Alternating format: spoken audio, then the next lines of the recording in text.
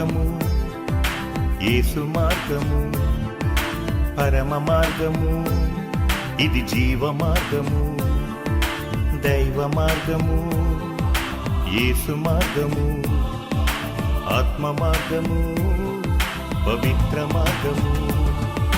యేసే మార్గము, యేసే సత్యము, యేసే జీవము, యేసే సర్వము, దైవ మార్గం. నూతన సంవత్సరంలో ప్రవేశపెట్టిన దేవాది దేవుడైన ప్రభువైన యేసుక్రీస్తుకి నా వందనములు. ఎంతో సమయం ఇచ్చి గత 3.5 సంవత్సరాల పైగా ఈ వాక్యం వింటున్న మిమ్మల్ని, మీ కుటుంబ సభ్యుల్ని దేవాది దేవుడు బహుగా దీవించి వర్ధలు చేయనుగాక. మీరందరూ కూడా మీ ఇంట్లో, మీ ఆఫీసులో మీ పనులు చేసుకుంటూ దేవుని వాక్యాన్ని విని బలపడాలని చెప్పి వరల్డ్ వైడ్ రేడియోని మేము స్థాపించాం. దాని పేరు దైవ మార్గం రేడియో. దీన్ని ఎలా ఉపయోగించుకోవాలంటే, క్యాలిక్యులేటర్ అనే ఫీచర్ మన సెల్లో ఉంది. ప్లే స్టోర్ అనే ఫీచర్ కూడా మన సెల్లో ఉంటుంది. మీ అందరూ మీ ఫీచర్స్ చూసినప్పుడు ప్లే స్టోర్ అని ఉంటుంది. ఆ ప్లే స్టోర్ దగ్గర మీరు ఇలా నొక్కండి. నొక్కినప్పుడు మెసేజ్ ఎట్లా టైప్ చేస్తామో, దైవ మార్గం రేడియో, DAIVAMARGAM రేడియో, RADIO అని మీరు టైప్ చేయండి. క్యాపిటల్ D పెట్టండి దైవ మార్గంలో. ఒక 2 నిమిషాలు వెయిట్ చేసిన తర్వాత ప్లే అనేది మీకు కనపడుతుంది. ఆ ప్లే దగ్గర మీరు టచ్ చేయండి. మీరు దైవ మార్గం రేడియో యొక్క ప్రోగ్రామ్స్ ని నిరంతరంగా వినవచ్చు. దాంట్లో ఒక అరగంట సేపు పాటలు, అరగంట సేపు అద్భుతమైన సాక్ష్యాలు, మరొకసారి అరగంట సేపు పాటలు, అరగంట సేపు దైవజనులు చెప్పే వాక్యాన్ని మీరు వినొచ్చు. ఆ విధంగా విని మీరు దీవెన పొందాలని మేము కోరుతున్నాం. పరలోక పదము పాపాత్ములకుందెల్ప విశ్వంబునందుద్భవించినాడు. మనుజాత్ములను దేవుని కుమారుల జేయ తా నరరూపంబు దాల్చినాడు. మన ఘోర దోష శిక్షను నివారించగా దోషిగా పెను సిల్వ మోసినాడు. మహిమ కిరీటంబు మనము ధరించగా, మహిమ కిరీటంబు మనము ధరించగా తా కంటకపు మౌలి దాల్చినాడు. దివ్య సత్యాలు నీతి బోధించినాడు. ప్రేమ శాంతి సహనము చూపించినాడు. మాసిపోనట్టి ఉపకృతులు చేసినాడు. నయగుణాఢ్యుండు శ్రీ కరుణామయుండు.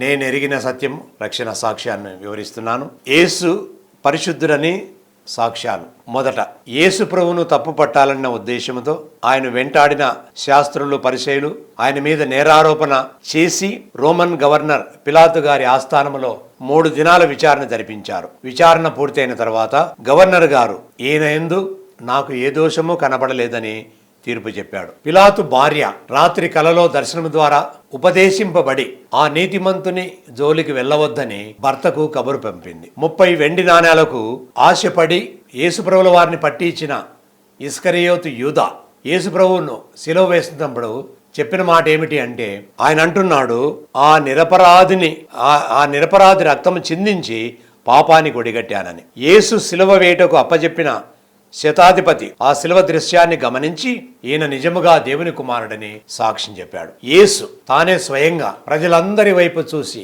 నాలో పాపమున్నదని మీలో ఎవడు స్థాపించును అని ఆయన తన గురించి చెప్పాడు. అది నాటికి నేటికి ఏనాటికి నిలుచుండే ప్రశ్న. ఆయనలో ఎవరు ఎప్పుడు ఎన్నడూ నేరారోపణ చేయలేకపోయారు. కారణం ఏమిటి అంటే, ఆయన పరిశుద్ధునిగా నిరూపించుకోవడానికి ఇవన్నీ జరిగాయి. దేవుని ధర్మశాస్త్ర నియమము చొప్పున అర్పింపబో బలిపశువు పరిశుద్ధమైనదిగానే ఉండాలి కాబట్టి తాను పరిశుద్ధునిగా నిరూపించబడ్డాడు. మరి వేదాలు చెప్తున్నాయి, ఏమని చెప్తున్నాయంటే, ప్రజాపతిద్దే వేభ్యం ఆత్మానాం యజ్ఞం కృత్య ప్రాయక్షిత్. ప్రజలను పాలించు వాడు ప్రజల పాప పరిహారార్థ నిమిత్తమై తన సొంత శరీరమును ప్రాయశ్చిత్తముగా నల్లగొట్టుకొని యజ్ఞమైపోవాలి అని చెప్పేసి. కాబట్టి వేదాలలో ఈ సత్యం చెప్పబడింది. తర్వాత మనం గమనిస్తే మరొక చోట చెప్పబడింది ఏమిటంటే, సర్వపాప పరిహారో రక్త ప్రోక్షణం ఆవశ్యకం తద్ రక్తం పరమాత్మేన పుణ్యదాన బలిర్యాగం. దీని ప్రకారం కూడా మానవ జాతి సమస్త పాపముల పరిహారము కొరకు దేవుడే బలి కావాలని చెప్పేసి అక్కడ చెప్పబడింది. యత్ పురుషేన హలాహల దేవా యజ్ఞమతిన్ మతి యత్ యజ్ఞం బరిసి సపోక్షం పురుష జాతం అగ్రత. మానవుడు చేసిన పాపములకు దేవుడు బలి కావలెను. ఆ బలి ద్వారా జన్మ కర్మ పాపము నుండి శుద్ధీకరింపబడి పరిశుద్ధుడగును. పై తెలిపిన లేఖన భాగాలను బట్టి చూస్తే రక్తము చిందింపబడకుండా మానవులకు పాప క్షమాపణ కలగదని ప్రతి ధర్మశాస్త్రము సామాన్యముగా నొక్కి ఒక్కానిస్తున్నది. అందుకొరకే నేటికి మన గ్రామాలలో పాప పరిహారార్థ బలిగా మరి గొర్రెలు, దున్నపోతులు, ఎద్దులు ఇలాంటి వాటిని గ్రామ దేవతలకు సమర్పించుకుంటుంటారు. దేవర జరుగుతూ ఉంటుంది. అయితే ఎడ్ల యొక్కయో మేకల యొక్కయో రక్తము మానవుని పాపములు తీసివేయటకు శక్తి చాలదు. కారణం ఏమిటంటే మానవుడు ఏటేటా బలులు ఇస్తున్నారు, కానీ మళ్ళీ మొదటికే వస్తున్నారు, మామూలు జీవితమే జీవిస్తున్నారు. అంటే సంపూర్ణ సిద్ధి పొందలేకపోతున్నారు. అందులకే దేవుడు తన ప్రియ కుమారుణ్ణి, తన ఏకైక కుమారుణ్ణి, అద్వితీయ కుమారుని లోకానికి పంపి మానవులందరి కొరకు పాప పరిహారార్థ బలిగా అర్పించాడు. యేసు ప్రభు తన్ను తాను నిష్కలంకమైన, నిర్దోషమైన, పరిశుద్ధమైన బలిగా, శాశ్వతమైన బలిగా, ఇక బలులు అర్పించడానికి అవసరం లేనటువంటి ఒకే ఒక బలిగా తన్ను తాను అర్పించుకున్నాడు. ఈ బలి మానవులందరికీ సంపూర్ణమైన బలిగా ఉంటున్నది. రక్షణ. యేసు దేవుని కుమారుడు కదా, ఆయన దగ్గర అనేక మహిమాద్భుత శక్తులు ఉన్నాయి కదా, మరి ఎందుకు సిలువలో అంత ఘోరంగా హింసిస్తూ ఉంటే సహించి చేత కాని వారి వలె ఊరుకున్నాడు అని కొందరు అమాయకంగా ప్రశ్నిస్తూ ఉంటారు. ప్రియులారా, యేసు ఈ లోకానికి యుద్ధాలు చేయడానికి రాలేదు, బల పరాక్రమాలు ప్రదర్శించడానికి రాలేదు, భూ సంబంధమైన రాజ్యాన్ని స్థాపించడానికి రాలేదు, ఆయన చంపడానికి మరి రక్తపాతం చెందించడానికి రాలేదండి. యేసు ఈ లోకానికి దేవుని చిత్తం నెరవేర్చడానికి మాత్రమే వచ్చాడు. ఆ చిత్తం ఏమిటి అంటే మానవుల పాపములను పరిహరించడం. కాబట్టి ఇక్కడ మనం గమనించినప్పుడు పరిశుద్ధుని రక్తము చెందింపబడడం ద్వారా మానవుల యొక్క పాపాలకు పరిహారము కలుగుతున్నది. కాబట్టి ఆ పిల్లలు రక్త మాంసము గలవారైనందున ఆ ప్రకారమే మరణము యొక్క బలము గలవారిని, అనగా అపవాదిని మరణము ద్వారా నశింపచేయుటకు జీవితకాలం అంతయు మరణ భయము చేత దాస్యమునకు లోబడి జీవించుతున్న వారిని రక్షించుటకు ఆయన కూడా రక్తమాంసములో పాలివాడాయను అని లేఖనము సెలవిస్తున్నది. కాబట్టి ప్రేమైన వాళ్ళారా, ఈ విధంగా ప్రభువైన యేసుక్రీస్తు వారు ఆయన దేవుని గొర్రెపిల్లగా ఈ లోకములో అవతరించాడు. మానవులందరి పాపములు తన మీద మోపుకున్నాడు. సిలువలో 3 మేకల మధ్యలో శాపగ్రాహిగా వేలాడదీయబడ్డాడు. ఆయన మన కొరకు బలియాగము అయ్యాడనమాట. మరి హిందువులు చెప్పే ఒక సిద్ధాంతం ఏమిటంటే, మరి సారూప్యము, సాలోక్యము, సాన్నిధ్యము ఈ 3 ఆచరించిన ద్వారా, ఈ 3 మరి పొందుట ద్వారా పరమపద శోభానము లభిస్తుంది అని చెప్పేసి మరి అక్కడ ఉంది అనమాట. అంటే సారూప్యము ఎలా సాధ్యము, ఎవరి ద్వారా సాధ్యము? సహోదరులారా, నేను చెప్పున్నది ఏమనగా రక్త మాంసములు దేవుని రాజ్యమును స్వతంత్రించుకొనలేవు. ఇదిగో నేను మీకు ఒక మర్మము చెప్పుచున్నాను. మనమందరము నిద్రించము కాని నిమిషములో ఒక రెప్పపాటున కడబూరం రోగగానే ఆయన ప్రత్యక్షతలో మృతుల పునరుద్ధానములో మనము మార్పు పొందేదము, ఆయన లోనికి రూపాంతరము పొందుదము. కాబట్టి సారూప్యము. రెండవది సాలోక్యము. నా తండ్రి ఇంట అనేక నివాసములు కలవు, లేని ఎడల నేను మీకు చెప్పదును. నేనుండు స్థలములో మీరును ఉండులాగున నేను మరలా వచ్చి మిమ్మల్ని తీసుకొని వెళ్తాను. కాబట్టి ఆ లోకములో మనము నిత్యము నివసించాలనే ఉద్దేశంతో ఆ ప్రభువు మళ్ళీ వస్తున్నాడు, మనల్ని మళ్ళీ తీసుకొని వెళ్తాడనమాట. కాబట్టి రెండవది సాలోక్యము. మూడవది సాన్నిధ్యము, అంటే ఆయన సన్నిధిలో నిత్యము ఉండడం. అటు తర్వాత నేను చూడగా ఇదిగో ప్రతి జనములో నుండి, ప్రతి వంశములో నుండి, ప్రజల్లో నుండి, ఆయా భాషలు మాట్లాడువారిలో నుండి వచ్చి తెల్లని వస్త్రములు ధరించుకున్న వారై సింహాసనం ఎదుట గొర్రెపిల్ల ఎదుట నిలవబడి దేవునికిని గొర్రెపిల్లకును మా రక్షణ కొరకై స్తోత్రమని ఎలుగెత్తి చెప్పి మరి ఆయనను గాన ప్రతిగానములతో స్తోత్రములు చేసిరి. వారు ఆయనను సేవించుచు ఆయన ముఖదర్శనము చేయుదురు. కాగా మనము సదాకాలము ఆయనతో ఉండేదము. కాబట్టి ఈ 3 సారూప్యము, సాన్నిధ్యము, సాలోక్యము ఈ 3 కూడా ప్రభువైన యేసుక్రీస్తు ద్వారానే నెరవేరుతున్నాయి. కాబట్టి ఆయన ద్వారానే మనము పరమపద సోపానములోనికి ప్రవేశించగలము, అంటే నిత్యత్వంలోనికి ప్రవేశించగలము. తర్వాత ప్రభువును నమ్ముకొనుట. ఆయన సువార్త వలనే మిమ్మును పిలిచెను. మొదటి తెస్సలోనికి రాసిన పత్రిక 2:14. సువార్త ద్వారా పై విశదీకరించిన సత్యాలను నేను తెలుసుకున్నాను. ఇంతలో గొప్ప దైవజనుడు భక్త సింగ్ గారు 13/6/78న నంద్యాలకు వచ్చాడు. ఒక మీటింగులో ఆయన పాల్గొన్నాడు. ఆ మీటింగుకు నన్ను కూడా తీసుకుని వెళ్ళారు. ఆ దైవజనుని యొక్క సాక్ష్యం విన్నాను, వర్తమానం విన్నాను. నేను పాపిని గ్రహించాను. నేను పాపములో పుట్టాను, లోకములో అనేకమైన పాపాలు కొడిగట్టాను. కాబట్టి పాపములో పుట్టి పాపాన్ని తిని త్రాగుతూ పాపంలో జీవిస్తూ పాపంలోనే మరణిస్తే పాప ఫలితము మరణము, నిత్య నరకాగ్నిగుండమని తెలుసుకున్నాను. నా తీర్మానము, మీరు మారుమనసు పొంది పాప క్షమాపణ నిమిత్తము ప్రతివాడు యేసుక్రీస్తు నామమున బాప్తిజము పొందుడి. అపొస్తలుల కార్యములు 2:38. వాస్తవముగా పరిశుద్ధాత్మ చేత సజీవ వాక్యము ద్వారా ఒప్పింపబడి గుచ్చబడిన సన్నల వేణుగోపాలరెడ్డి అను నేను నా సమస్త పాపములను ఒప్పుకొనుచున్నాను. వాస్తవముగా వాటి కొరకు పశ్చాత్తాపడుచున్నాను. నా పూర్ణ హృదయముతో ప్రభువైన యేసుక్రీస్తు నా అపరాధముల కొరకు అప్పగింపబడి నన్ను నీతిమంతునిగా తీర్చుట కొరకై తిరిగి లేచెనని నమ్ముచున్నాను. ఈ దినము 13/6/78న ప్రభువైన యేసుక్రీస్తును నా సొంత రక్షకునిగా అంగీకరించుచున్నాను. ఆయన కృప వలన కలుగు ప్రతి తరుణమందును ఆయన నా ప్రభువుగాను నా రక్షకునిగాను ఒప్పుకొందునని వాగ్దానము చేయుచున్నాను. ఆయన నా సమస్త పాపములను తన ప్రశస్త రక్తం చేత కడిగిననియు ఆయన నా కొరకై తిరిగి వచ్చుచున్నాడని నేను పరిపూర్ణముగా నమ్ముచున్నాను. ఇది నా తీర్మానం. దైవజనుడు భక్త్ సింగ్ గారు నా కొరకు ప్రార్థన చేశారు. ఆ రోజే నేను కొత్త బైబిల్ కొన్నాను. బైబిల్ చదువుకుంటూ ఉన్నాను. నంద్యాలలో బేతేల్ మందిరానికి క్రమంగా వెళ్తుండేవాడిని. దేవుని వాక్యాన్ని రోజు చదివేవాడిని. ఆదికాండం మొదలుకొని ప్రకటన 100 వరకు పూర్తిగా బైబిల్ పఠనం చేశాను. అపొస్తలుల బోధనలో పెరిగాను. దైవ సేవకుడు మెలాంటిన్ గారు నన్ను ఆత్మీయంగా తీర్చిదిద్దాడు. బాప్తిజం. నమ్మి బాప్తిజము పొందినవాడు రక్షింపబడును. మార్క్స్ వార్త 16:16. 1978వ సంవత్సరము డిసెంబర్ నెలలో హైదరాబాదు హెబ్రోను పరిశుద్ధ సమాజ కూటములకు వెళ్ళి ఆత్మీయంగా స్థిరపడ్డాను. నంద్యాల బేతేలు మందిరమునకు సేవకుడు మెలాంటిన్ గారు నన్ను ఎంతగానో ప్రేమించి ఆత్మీయతలో వర్ధిల్ల చేశారు. 78వ సంవత్సరము డిసెంబర్ నెల ఆఖరి దినాల్లో నంద్యాల బేతేలు నందు తండ్రి కుమార పరిశుద్ధాత్మ నామమున బాప్తిజం కూడా తీసుకున్నాను. ఆ దినాన యెషయా గ్రంథము 48:11 నా నిమిత్తమే అలాగూ చేసేదను, నా నామం అపవిత్రపరచబడినేలా నా మహిమను నేను మరెవరికీ ఇచ్చువాడను కాను అనే వాగ్దానము దేవుడు నాకు ఇచ్చాడు. నూతన ఉద్యోగం. నేను బాప్తిజం తీసుకున్న తర్వాత 79వ సంవత్సరంలో దేవుడు నాకు పాత ఉద్యోగం వదిలిపెట్టి క్రొత్త ఉద్యోగంలో ప్రవేశింపచేశాడు. నేను అంతకుముందు అగ్రికల్చర్ ఆఫీసర్గా పనిచేస్తుండేవాడిని.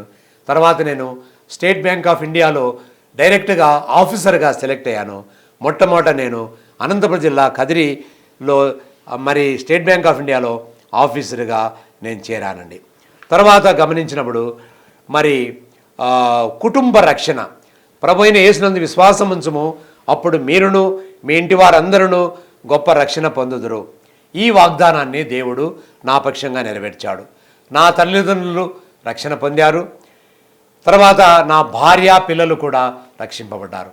నేను నమ్మిన తర్వాత 9 సంవత్సరాలకు నా భార్య ప్రభువుని నమ్మింది. అంతకుముందు నేను ఎక్కడైనా బయటికి సువార్తకు వెళ్తే నా భార్య పరహసించేది. కారణం ఏమిటంటే తెలియక అమాయకంగా ఆమె ఆ విధంగా చేసేదన్నమాట. తర్వాత చూస్తే నా కుమార్తె, నాకు ఒక కుమారుడు కుమార్తె, వారు కూడా యుక్త వయసు వచ్చినప్పుడు వివాహాలు జరిగాయి. నాకు వచ్చిన అల్లుడు, నాకు వచ్చిన కోడలు కూడా మంచి విశ్వాసులు. కాబట్టి దేవుడు తన వాగ్దానాన్ని సంపూర్ణంగా నెరవేర్చాడు. నేనును నా ఇంటి వారును యెహోవాను సేవించెదము అన్న దేవుని వాగ్దానము నా జీవితంలో నెరవేరింది. 2011వ సంవత్సరంలో నేను స్టేట్ బ్యాంక్ ఆఫ్ ఇండియాలో 33.5 సంవత్సరాల పాటు ఉద్యోగం నిర్వహించి ఉద్యోగంలో రిటైర్ అయ్యాను. 2011వ సంవత్సరంలో ఉద్యోగంలో రిటైర్ అయిన తర్వాత అమెరికాకు వెళ్ళే అవకాశం నాకు వచ్చింది. అమెరికాలో నా కుమారుడు అక్కడ ఉద్యోగం చేస్తున్నాడు. కాబట్టి మరి నన్ను అమెరికాకు రమ్మన్నప్పుడు నేను వెళ్ళి అమెరికాలో పర్యటించి వచ్చాను. అమెరికాలో పర్యటిస్తున్నప్పుడు నేను అక్కడ నా సాక్ష్యాన్ని పంచుకున్నాను. మరి కొన్ని సందర్భాలలో వర్తమానాన్ని కూడా పంచుకునే అవకాశం వచ్చింది. తర్వాత నేను 2-3 సార్లు అమెరికాకు వెళ్ళాను. వెళ్ళిన ప్రతిసారి కూడా అక్కడ నేను సాక్ష్యాన్ని వర్తమానాలను పంచుకుంటూ వచ్చాను. తర్వాత టీవీ పరిచర్య. ఈ రాజ్య సువార్త సకల జనుల సాక్షార్థమై లోకమందంతటా ప్రకటింపబడును అన్న దేవుని యొక్క వాక్య ప్రకారము మరి నేను నేను ఎరిగిన సత్యం అనే సాక్ష్యాన్ని 2008వ సంవత్సరంలో మరి శుభవార్త టీవీ ఛానల్లో, తర్వాత 2010 సంవత్సరంలో మరి ఆరాధన టీవీ ఛానల్లో నేను చెప్పగలిగానండి. దేవుడు నాకు అటువంటి అవకాశం ఇచ్చాడు. పునరుజ్జీవము. నేను ఉద్యోగములో నూనెపల్లిలో స్టేట్ బ్యాంక్ ఆఫ్ ఇండియాలో మేనేజర్గా పనిచేస్తున్న సందర్భంలో 2007 ఆగస్టు నెలలో 6వ తారీఖులో నేను హైదరాబాదుకు వచ్చాను. హైదరాబాదులో మా అమ్మాయి అల్లుడు ఉంటున్నారు. వారి వివాహ దినము. అక్కడ మేము ప్రార్థన చేశాము. తర్వాత ఆరాధనకు ఆ రోజు ఆదివారం కాబట్టి ఆరాధనకు వెళ్ళాం. ఆరాధన అయిపోయిన తర్వాత మరి నేను ఇంటికి వెళ్ళాను. మరుసటి రోజు నేను అపోలో హాస్పిటల్కి వెళ్దాము, మెడికల్ చెకప్ చేసుకోవాలని చెప్పేసి అనుకున్నాను. కానీ ఉదయాన్నే లేచినప్పుడు నాకు బ్రెయిన్ స్ట్రోక్ వచ్చిందండి. నాకు బీపీ ప్రాబ్లం వచ్చేసి పెరాలిసిస్, ఎడమ వైపున నా ఎడమ చెయ్యి ఎడమ కాలు పడిపోయినాయండి. అటువంటి సందర్భంలో వెంటనే అపోలో హాస్పిటల్కు నన్ను తీసుకొని వెళ్ళారు. అక్కడ ట్రీట్మెంట్ ఇచ్చారు. ట్రీట్మెంట్ ఇచ్చిన తర్వాత మరి నేను ఇంటికి వచ్చాను.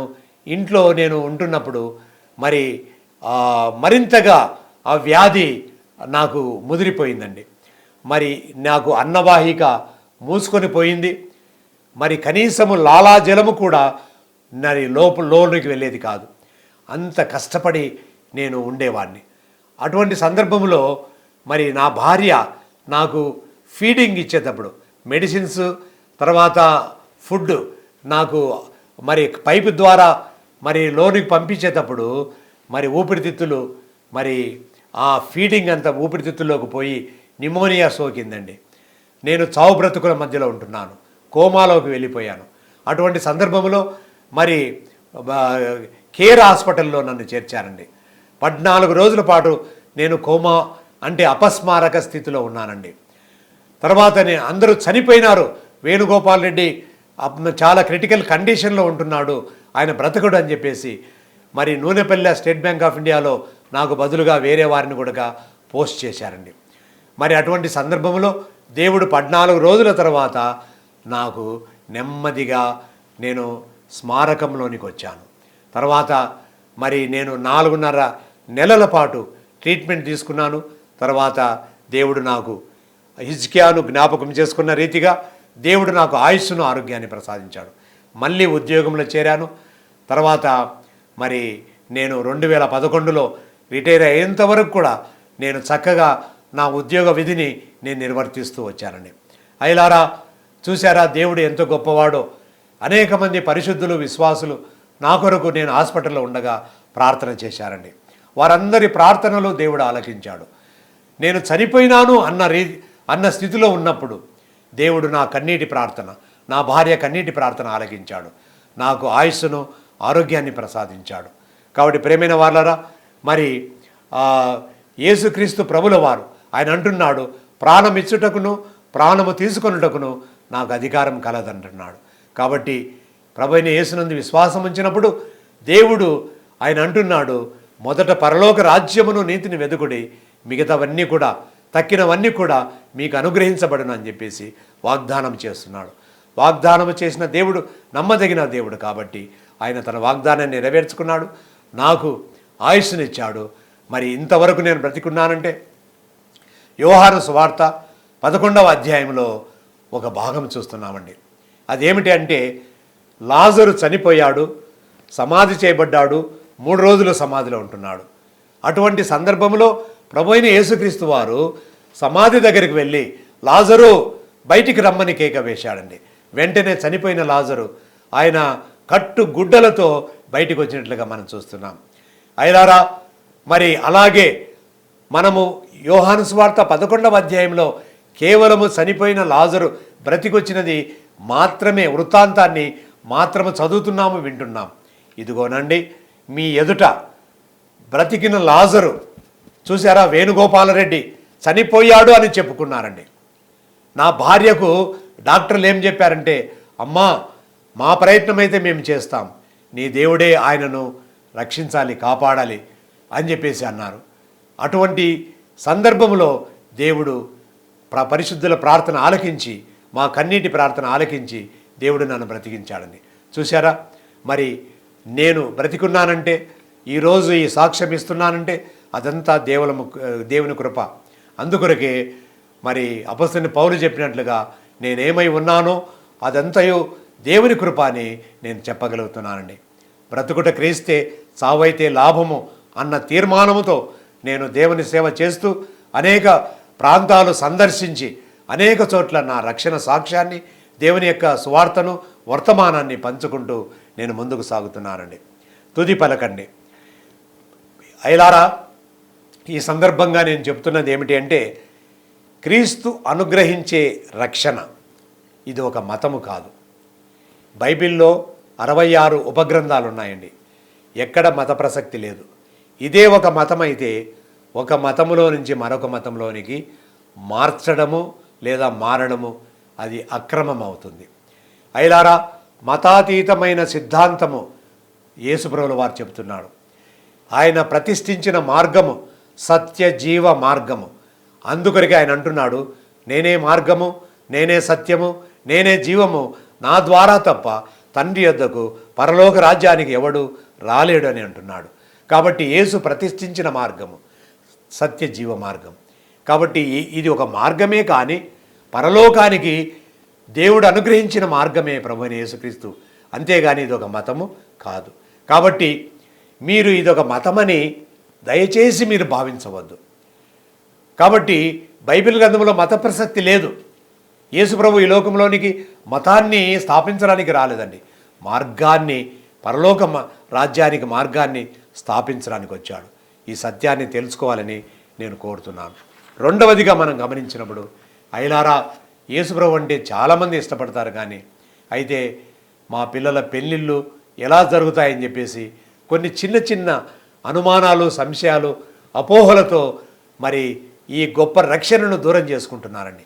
అయ్యలారా, నేను చెబుతున్నాను, ఒకవేళ నువ్వు నమ్మినా నమ్మకపోయినా మన పిల్లల పెళ్ళిళ్ళు దేవుడే చేస్తాడు, కానీ నీవు నేను కాదండి. కేవలము మనము ప్రయత్నం చేస్తాం, కానీ దైవ సంకల్పమే నెరవేరుతుంది. కాబట్టి దేవుడే కార్యము చేస్తాడు, పెళ్లి కార్యము దేవుడే చేస్తాడు. కాబట్టి ఒక స్త్రీకి ఒక పురుషుణ్ణి ఏనాడో సంకల్పించి ఉంటాడు దేవుడు. దాన్ని కేవలం బయలుపరచడమే వివాహము. కాబట్టి ప్రేమైన వాళ్ళరా, వివాహము లేకపోతే మా పిల్లల పెళ్ళిళ్ళు ఎట్లాగూ అని చెప్పేసి, లేదా సంఘము, సమాజము, బంధువులు, వీళ్ళు వాళ్ళు ఏమనుకుంటారో అని చెప్పేసి దేవుడు అనుగ్రహించే గొప్ప రక్షణను మీరు తృణీకరించవద్దండి. దయచేసి ఈ గొప్ప రక్షణను స్వీకరించండి. అయ్యలారా, రేపు మా పని పొడిగించవద్దు. రేపేమి సంభవించునో నీకు తెలియదు. మనము నిన్నటి వారమే కానీ రేపటి వారము కాదు. ఈరోజు ఇంట్లో, రేపు మంట్లో అని పెద్దలు చెప్పారు. కాబట్టి అశాశ్వతమైనది మన జీవితము. ఈ అశాశ్వతమైన జీవితాన్ని నీవు గ్యారంటీ అని ఎంచుకొని ఎందుకు ఇంత గొప్ప రక్షణను రేపు మా పని పొడిగిస్తావు? నేడే రక్షణ దినము అని బైబిల్ సెలవిస్తుంది. కాబట్టి నేడు అను సమయం ఉండగానే ప్రభువైన యేసునందు విశ్వాసం ఉంచి రక్షణ పొందాలి. కాబట్టి ప్రియమైన వాళ్ళరా, ఇది నా దేశానికి, నా కులానికి, నా జాతికి సంబంధించినది కాదని ఈ రక్షణను తృణీకరించవద్దండి. అయ్యలారా, యేసు ప్రతిష్ఠించిన మార్గము సత్యజీవ మార్గం అని తెలుసుకోనండి. ఈ యొక్క మార్గము గుండా వెళ్తే పరలోకానికి మనం వెళ్తామండి.